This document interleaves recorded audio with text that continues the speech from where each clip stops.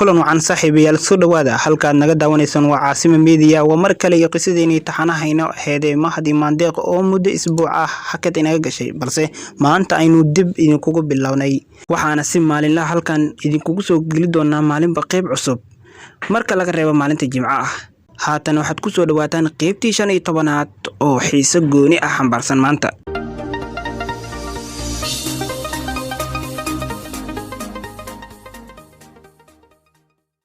Mahdi xaaskiisa Maryan telefoonadii way iska damiyeen si ay ugu nastaan buuqa ama wicitaanka badan ee asxaabtooda waxayna toddobabax u aadeen magaalo bilicsan oo dalxiis loo tago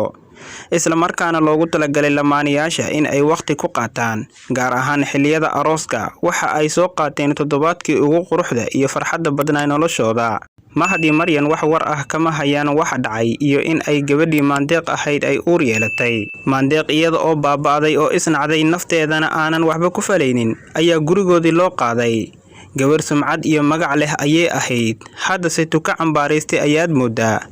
waxaana ugu sii daran dhaga hadalka iyo afxumada lala soo ag fariisanayo aabaheed ayaa hawshii galay sidii caadada Soomaalida ahaydna wuxuu u xaajo dhigtay odayaashii kale ee wiilka Mahad adeerada u ahaa arintii ayuuna u sheegay odayaashii markii hore arintii ay ugu tacsiyadeeyeen kadibna waxay si habsami leh u wada gorfeeyeen arintii intaas kadib waxay u sheegeen in uu Mahad aroos ku jiro oo arintaani waxba uusan ka ogeyn wuxuu dhihi doonaan aysan war u haynin balse waxay yiraahdeen sidii caadada Soomaalida ahaan jirtay marka hore xaal iyo xumeyn ayaan ka bixinaynaa marka xigtana wiilka iyo gabadha ayaan isku dareynaa oo aan isku asturaynaa tolkii odayaashii waxay yiraahdeen annaga ayaa gabadha biilayna gurina u dhisayna waa gabadheeni waa gabadh tol taas kalena isaga iska wadwato Maandeeq aabaheed arintii ayaa aad loogu qanciyay wuuna ogolaaday taladii odayaasha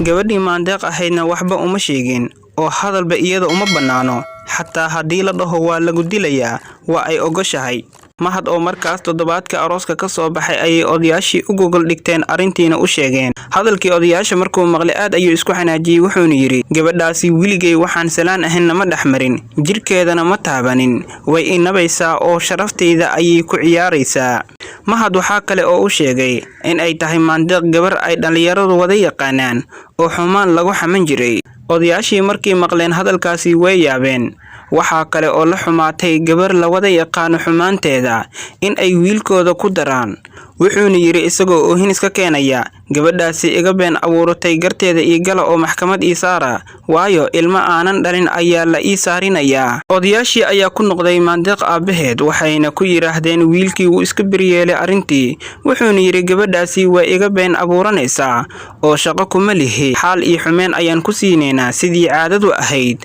maadaama oo ay sheegtay gabadhu laakiin uurkaasi annaga ma lihin la soco qaybta xigta duu rabbi raali ka noqde daawada channelka subscribe inoo saar muuqaalkan like saar siina share garee adoo ku share garaynaysid barta Facebook